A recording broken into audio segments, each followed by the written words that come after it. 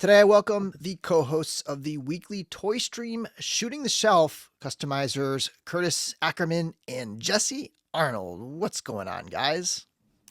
How's it going? Not much. How you doing, Bill?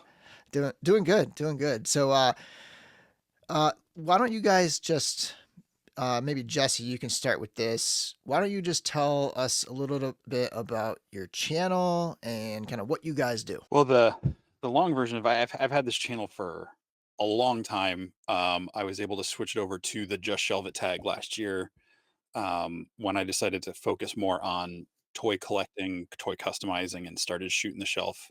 Well, I guess that was almost 2 years ago now. Um, and and then at the end of the first half a year, I had Curtis join as co-host. So we've done a full year together on shooting the shelf, which just felt like a fun play on words. And we largely talked to um, other folks in the toy collecting community, whether they're just collectors, customizers, people in the industry from time to time, and just get to know them.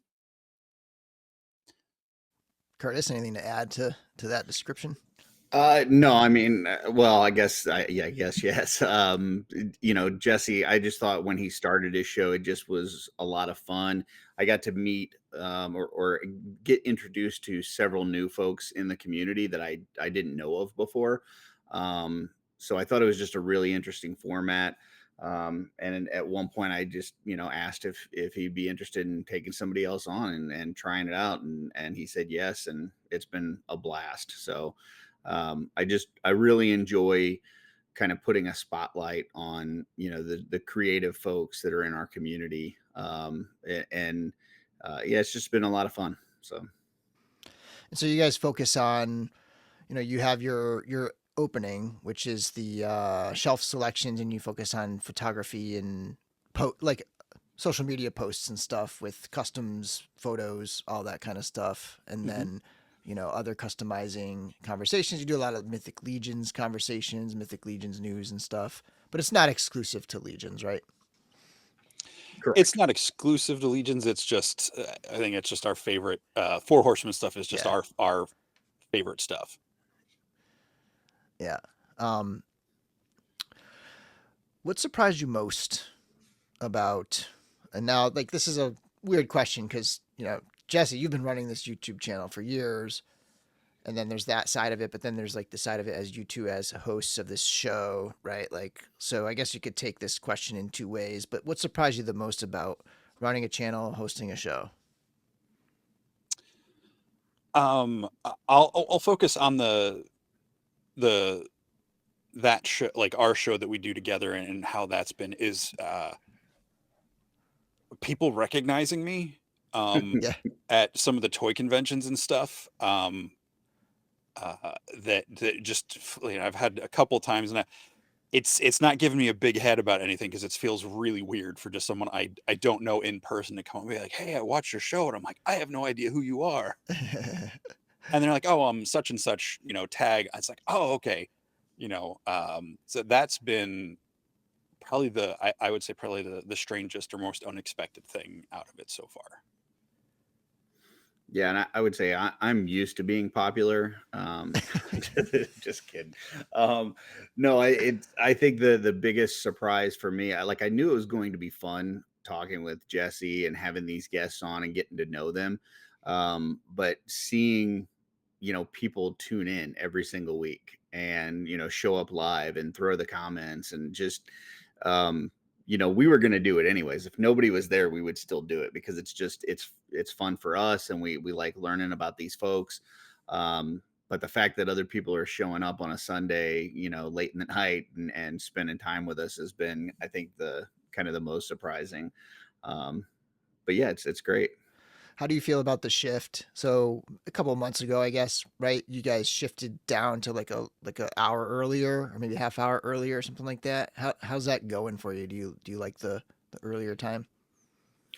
We had gotten some feedback that it was just a little late in the night, Sunday night going into the starting a new week and stuff. And um, I mean, I don't know if it's a direct correlation or whatever, but our numbers of live viewers have definitely gone up. since we moved our time up an hour. Yep. But we also get some folks like, Trevor was just letting us know this past week that he prefers the old time because he can stay up later with us. So, Yeah. you're never going to please everybody, but I do feel like the earlier start time has been better for our audience overall.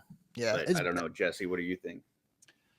I would say so. It's nice for me too, because I mean, when we'd be doing the 9 o'clock, sometimes we'd run 3 hours or more, and that just gets really late going Yeah. into work the next day. But um, yeah, I'm good either way. But yeah, the 8 o'clock does seem to be hitting more folks are being able to tune in and stuff, and I'm really enjoying the start time.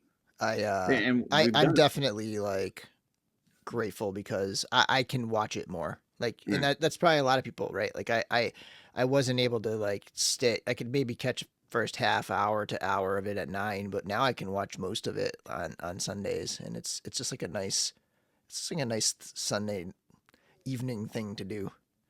Yeah, I mean we've had some special times too for just like, we had a New Year's Eve episode, a Christmas episode, and sometimes we get folks from, over in Europe, and it's just a little bit easier for them if we move the time up. So it's Yeah. not always the same. Right. But yeah, we usually try to at least communicate with our folks, when it's going to be, and make sure that they know if we're going to switch the time on them. I think another thing that is driving the numbers up, where you guys are consistently getting high numbers of live viewers, is just your consistency.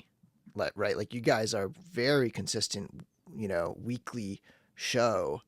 How do you feel about like sticking with that? Has that been a struggle at all, or do you guys feel like you're in a groove, or how's that going for you weekly? I won't speak for Curtis, but I think he'd agree. I feel like we're in a pretty good groove. Like we'll, um, during the week, I'll send him my picks for the shelf selections, and he puts the slideshows together. Um, and I do up the art for the thumbnails and stuff and all that sort of thing. But it's a pretty low effort production, so it's pretty much just making sure we have our guests lined up and the links the right time, and if they want to test out their equipment and stuff beforehand is probably the hardest part about it. But I Mm-hmm. think actually the only time I've really been stressed is if I've been coming back from a convention Right. and trying to get home on time for the start time if I'm not staying in that spot overnight. So Mm-hmm. other than that, it's I think we're in a pretty good groove. Yeah, I mean the going live takes away a lot of the extra work, on a YouTube channel, because you're not doing all the editing and post production and all that kind of stuff. So yeah, really, it's just putting together our shelf selections is one part of it, which is really just I'm cruising Instagram, he's cruising Instagram. We pick out our photos and send it. We put it in a slideshow. That's not that much work. And then afterwards, Jesse does a recap on Instagram where he tags the folks that we pulled the pictures from Instagram, and sends that out. And it's just that last piece of recognition and stuff to, Yeah. maybe people didn't check out our show or whatever, but they know, hey, somebody talked about my photo, or they talked about my custom, Yeah. or whatever. Just a little piece of recognition. So there's a little work involved, like preparing beforehand and afterwards, but the show itself, the biggest challenge is, like Jesse said, if we're, there's a convention, and, the last year at MesquiCon, I was like racing back from Michigan in the snow to try to, make it to the episode. But, yeah, I mean, that's really about it. If it's just a normal week and there's no convention or anything, like it's not a chore to be on and do this. So Well, that's good. And I like I said, I do think that consistency is establishing a weekly audience that is really showing in the numbers of viewers. I mean, for a smaller channel, like you guys consistently get more viewers than my live stream, and my channels got more subscribers, right? Like it's a consistency thing that I think really helps a lot. Yeah, And go I ahead, think Jess. a huge I want to add on to that. It's just because we've met so many of the people in the chat through the Mythic Legions community and the Yeah. Cabal, and I don't know if that's questions down the road, but they, you know, it just really helps that like that group just keeps coming in. Like because most of the people we pull in are from that. We do try to get some people from outside of that group just to kind of help expose the Mythic Legion's Four Horsemen folk to new stuff and to, spread the love around to the other creatives out there. So Yeah, nice. Let's talk about tools and like not necessarily gear, but like tools you use. What is like one? We'll start with Jesse. What is one tool? And it could be a digital tool or a physical tool or whatever, tech, whatever, that you can't live without in terms of doing the show, running a channel, doing this stuff. What's like one thing you like your main thing you think? I'll go with my iPad. I could probably say any tablet that does, but I've only had an iPad as far as tablets go. So something like that where I can do the artwork, I can generate the graphics, all that sort of stuff. There's always room to improve, but I've gotten pretty good at what I'm trying to do for those things and not spend hours and hours creating the graphics and for just to add a guest into it. And when I started the channel, not when I started, but when I started doing more stuff recently, I was using my iPhone. And then when I finally got the tablet, I started recording and editing everything through there. So this channel wouldn't be what it is without my iPad. And for anybody watching right now, just go to just Shelve it and go like scroll through the lives and check out the thumbnails, and you'll know what he's talking about in terms of the illustrations and stuff. Yeah, it's good stuff. Thank you. How about you, Curtis? Any tool that you feel is central? For me, early on when I joined Jesse, my mic and my camera weren't the greatest, so I had to upgrade those. And especially the microphone. I'm using a Blue mic now, which is a really nice noise canceling mic because I can't wear headphones. So it's just one thing that I can't do. So having a noise canceling microphone so you're not getting like the echo and all that other kind of stuff is pretty essential. And then just having enough light. I got a ring light, I got a light above me, and I got all the DDoS behind Lit me. up, So yeah, just making sure you got enough light. So yeah, which mic is it? Is it the Yeti or which one? It's the Blue is the name of the company. So okay, yeah. Now let's talk about creativity. Have you ever made a change, or has there ever been anything that has like kind of shifted your creativity and expanded, or I don't know, like just kind of like pushed your creativity in any way? As far as the channel goes? Yeah, as far as the show, the channel, yeah. I'd say being able to do the lives, just because before that, most of my videos were like comic book reviews. I would try to do those weekly on Wednesday, and they'd be anywhere from 10 to 30 minutes long, and it would take me hours to edit and upload, just the rundown of the half dozen or more comics that I had each week.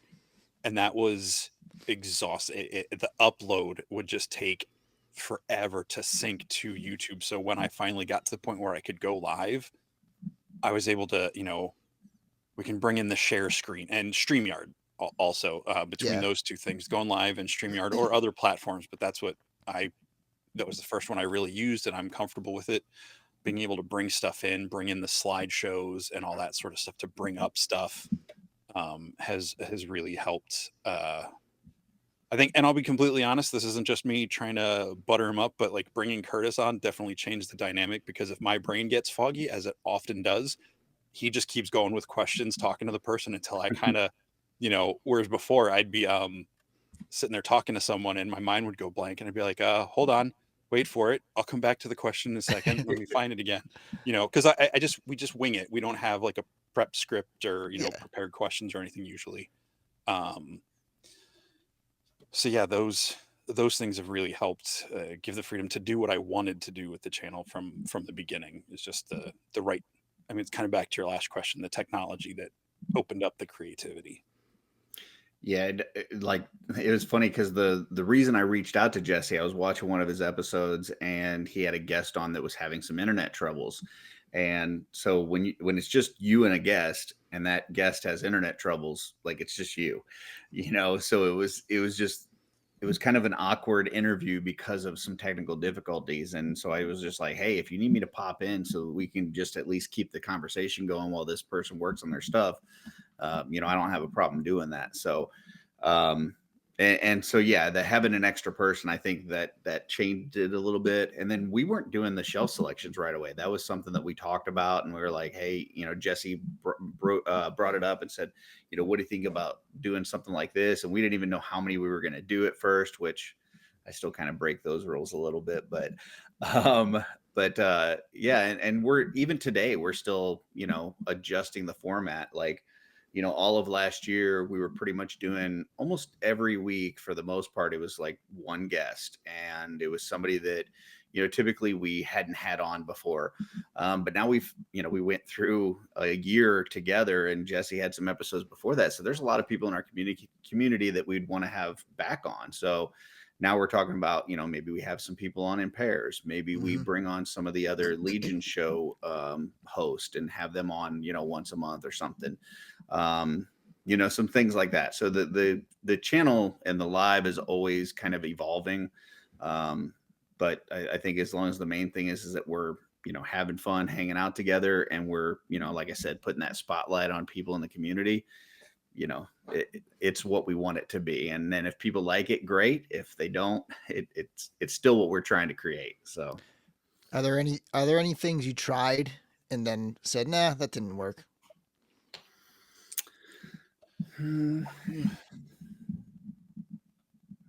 As far as this show goes, I mean, there's definitely things I tried before I got to this, and before Curtis joined, that I tried. But as far as the shooting the shelf and the way the interview live show goes, I don't. I mean, I can't think of anything specifically like, hey, we're going to try this bit or this segment or try this format or something, and it didn't work out. Well, what's an I, example from your I previous stuff? oh god.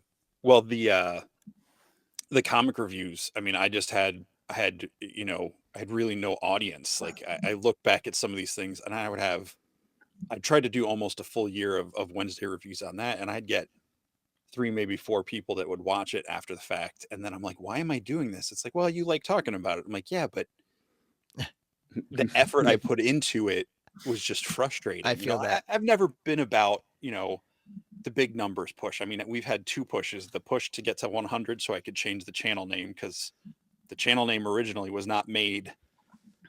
It was just a goofy thing I made up originally. And What then was it? What was the original name? it was originally Shaggy McShaggins. Oh, nice. I think you should go back. It was just a goofy name, because I started making the videos. I joined YouTube 2006. I don't know when I started doing the videos, but I would upload stuff for, like, I worked with a church youth group, and any like events we did, I would post on there, and As share the Shaggy links. McShaggins? Yeah, it was kind of Yeah. a joke, 'cause the pastor would call me like his shaggy friend, and Oh, okay. I would always add Mick whatever to everything at that point. So it was just goofy and funny, and I felt embarrassed sharing that link. They're like, oh, go check out the Shaggy McShaggins channel. Like, well, it's actually the Just Shelve It channel, but it's under Shaggy McShaggy. It just felt so. But again, I didn't know what YouTube could be in 2006, when I got into it. And like I said, those comic reviews and the different things I would do. Now, some of them I've had some really good responses to, at least numbers. Like, there's been a couple movie reviews, a couple show reviews that are kind of off the beaten path, that I think have had a lot of views, at least minimal runtime views, because it's like, oh, this is like a crazy weird thing, maybe nobody's heard of it, I'll share that. And but yeah, the comic reviews just really didn't go anywhere. It was just me, running that flag up that pole every week for no one but myself, really. Not knowing. There was actually a couple of people I met on Instagram. There was one guy, he and his wife, every week they would watch it, and I kind of feel bad that I'm not doing that now, because we kind of became friends through Instagram Messenger that way. But I just can't keep up with my comics right now. Yeah. Yeah, I can't think of anything that we tried and failed, but there's definitely a lot of things that we've tried. And I think the way that they played out was a lot differently than what we thought it was. So like the painted up challenge that we did, I think that it became a much huger thing than what we expected. Initially, it was just going to be me and Jesse putting some prizes out there, and then Len wanted to contribute, and then Len said, "Well, you should let Jeremy know so he can maybe help promote it." And then when I talked to Jeremy, he's like, "Well, the studio wants to give you a bunch of figures." So And then just all these just for the members of the audience who were not in on that, just give a quick synopsis of the painted Yeah, up so contest. our idea, we were talking to one of our guests, and he works with troubled youths and trying to get them into art and getting them to use their creativity to do things. And within the Mythic Legion community, it's a big there's a segment of the community that focuses on customizing. And there's also folks that are, I think, kind of afraid to do that. I'm not good enough. I see all these things, and I don't have those kind of talents. And our stance was everybody starts somewhere, and you just got to start. Just put some paint on some rivets, color in some details, do some dry brushing, whatever. So our goal was to just create this challenge, just to have somebody, show one of their earliest works, even if it was brand new, of them painting a figure. And all you had to do was make a post showing your figure and then use that hashtag, and you were entered into a giveaway. So, that was kind of the gist of it. And we thought, like I said, it was just going to be a couple prizes for me and Jesse, and no big deal. And then, the community, the Cabal is such a great place of just like these loving, caring people. And as soon as they heard that we were doing this, a lot of people thought it was a great idea, and they just wanted to donate. So we got all these third-party vendors that donated parts. The studio donated figures, and it became this like really big thing that I don't think we were expecting. So, like I said, didn't fail, but it was much different than what I think we initially thought it would be. Same thing with like closing out Legions Con.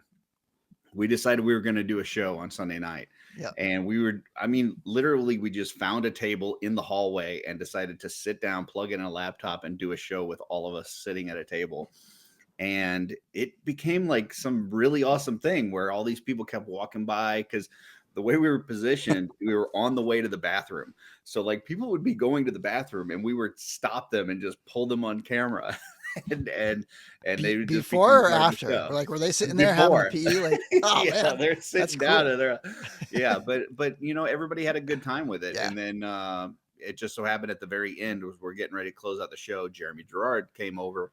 He sat down and helped us to close it out, and it was amazing. But I think we've done some things where we've kind of fallen backwards into success, by trying something and expecting one thing, and then it turns out even way better than what we expected. Yeah, that's a moment of emotion, right? Like the last day of a huge gathering of people who are genuinely friends. This is not a regular convention. This is a high concentration of people who already know each other from previous years and do the same thing. It's all legions. It's all customizing. It's like a very heavy overlap of people. Yeah, it's like a family reunion. Yeah, and so like that last day, like that, and I regret that the last few years I've had to leave Sunday midday, like noon, to get home to just be alive on Monday for work. You know?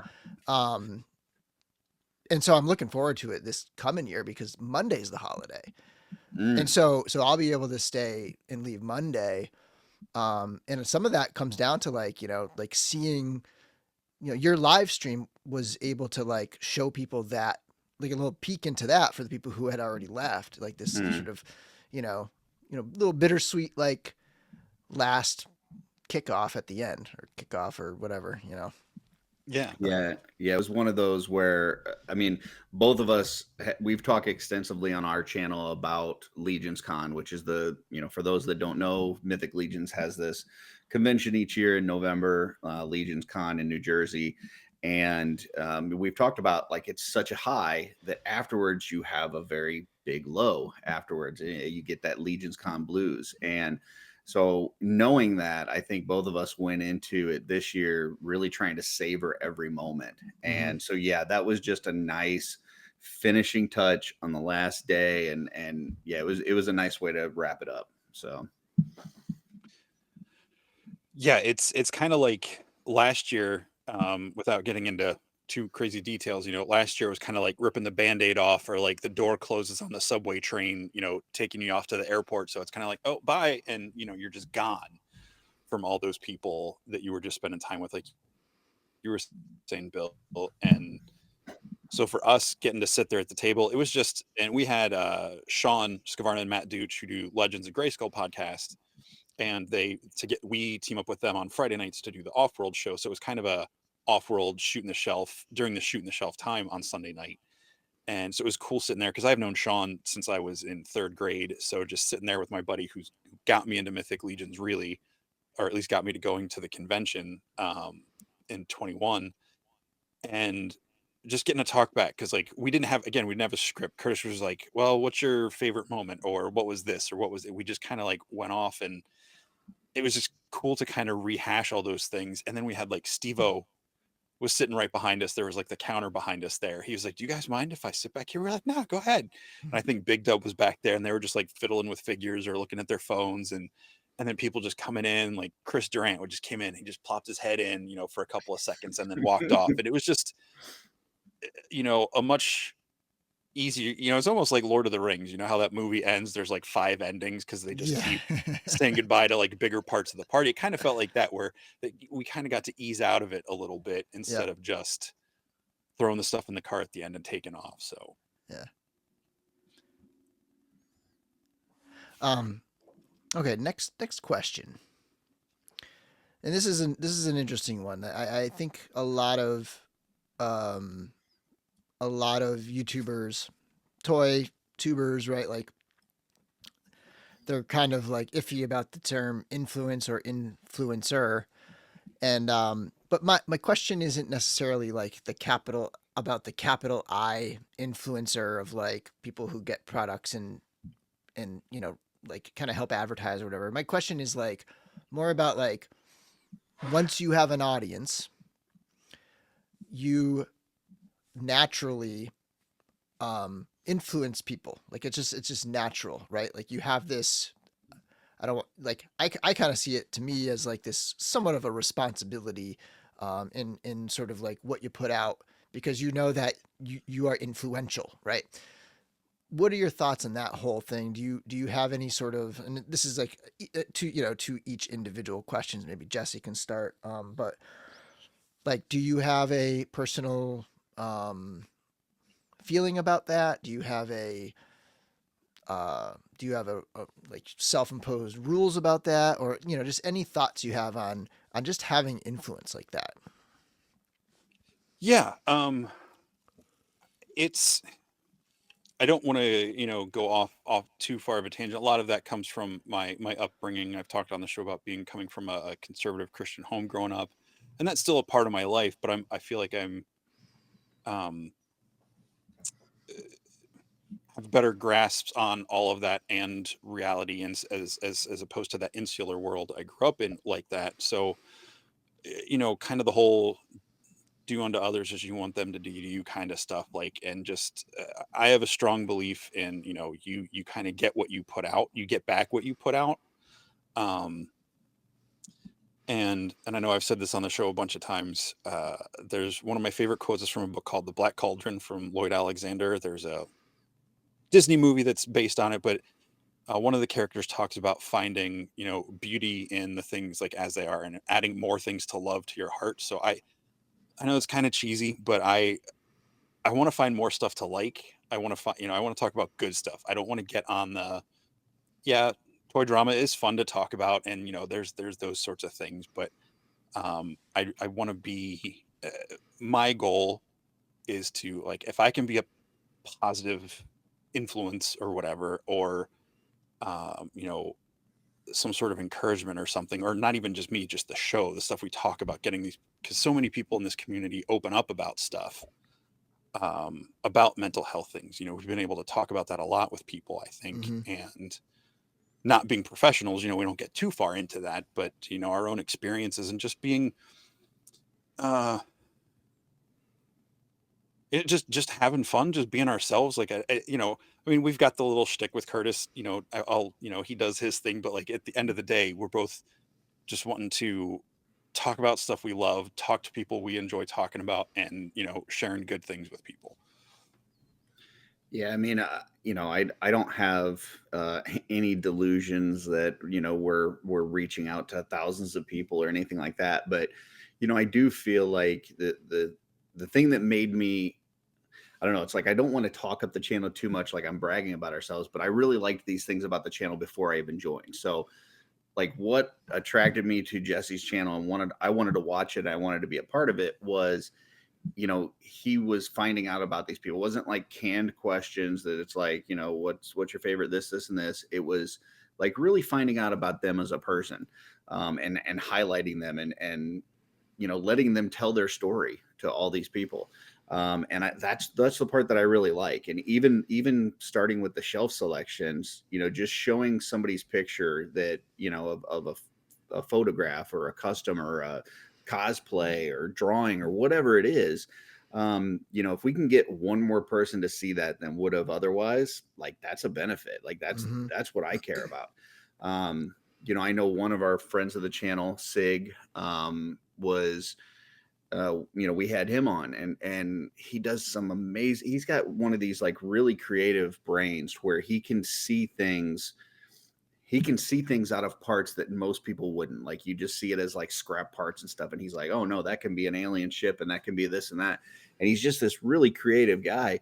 But he was almost on his way out of Legions because he just felt like he wasn't really connecting with the community for whatever reason.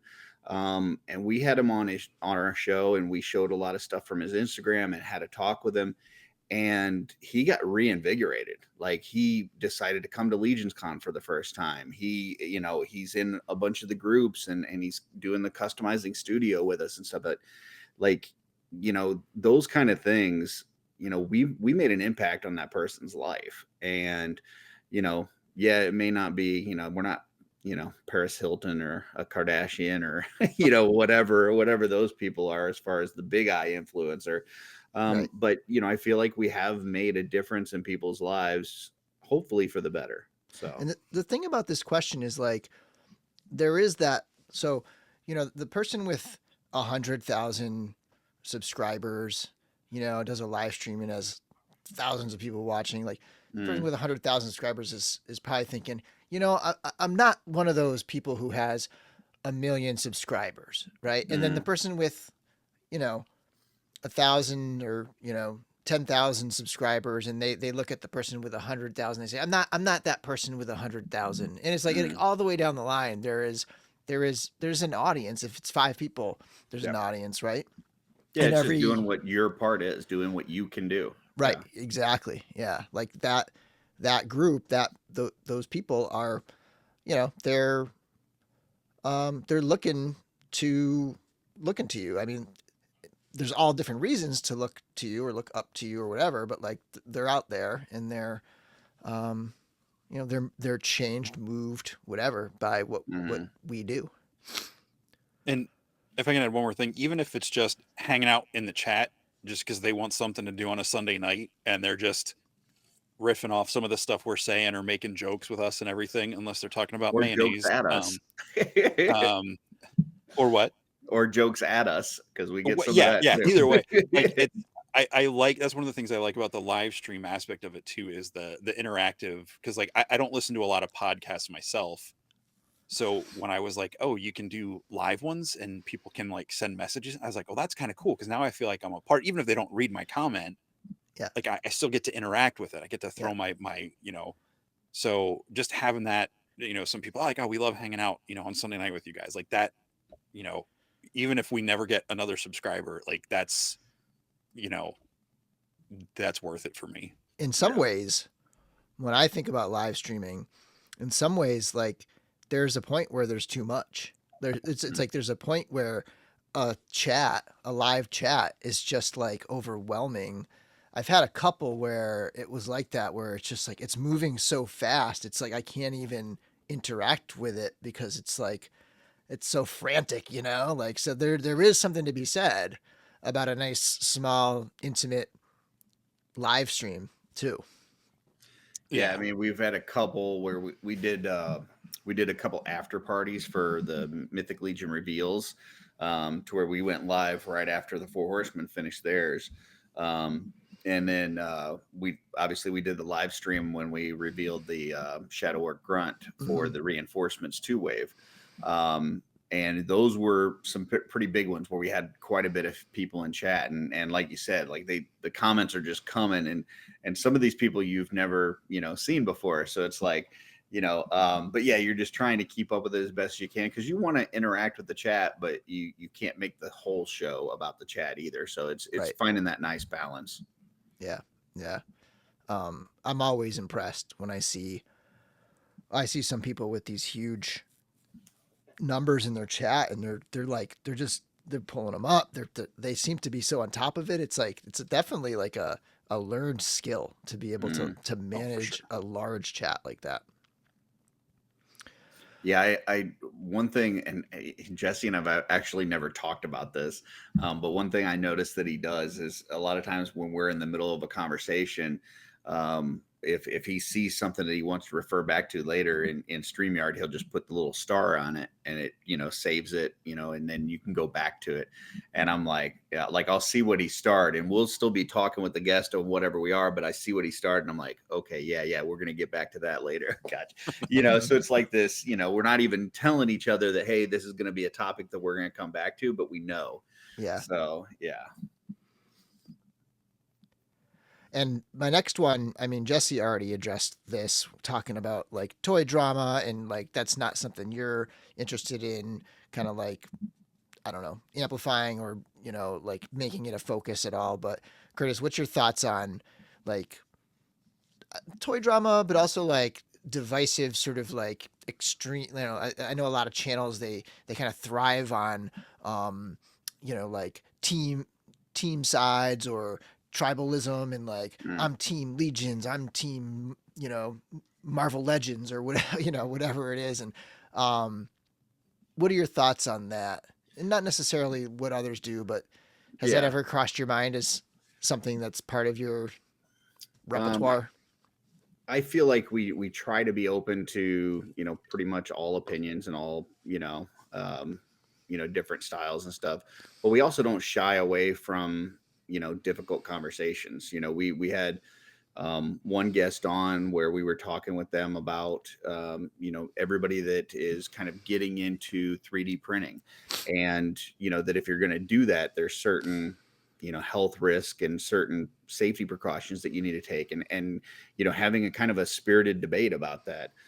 We've had conversations about just how you should behave online, like in a Facebook group, in a toy group, and what are some do's and don'ts. So there's been some topics where we've addressed some of those kind of a little bit more hot button topics, but we don't do it just for like shock value or clicks or any of that stuff. Like we don't and like Jesse said, none of what we talk about is scripted, so if it happens in the course of the normal conversation, it happens, but it's not like we're putting that on the little thumbnail and saying, oh, check out this week while we bash this company or whatever. So Super 7 is dead.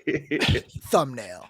Yeah. Like whenever I see like YouTube things like that where it's that definitive and it's an opinion, I just scroll past. I'm like, I don't want to watch it. If it's like, hey, is Super 7 struggling with XYZ? I'm like, what's that about? Like I don't mind, going back and forth between me and Curtis or Sean and Matt on our shows, kind of like going like egging each other on that way. But like when it comes to people outside of that, or even the guests, unless we know them really well, I always try to come at it from a different angle of understanding, or just because yeah, drama and being negative or being all team this or all team that, it would definitely get a lot more views and Yeah. up all that stuff. But like, Yeah. Yeah. That's not me. So I don't want to do that. Like that's Well, I mean, like we had Trevor on and we had a discussion about AI, and it was a kind of a back and forth talking about the benefit, the pros and cons, and this and that, and so yeah, I think that on our show we were able to kind of address both sides of any issue without like hurting anybody's feelings per se. So Cool. All right, last question. Goals. What are your goals for the future of the channel and the show?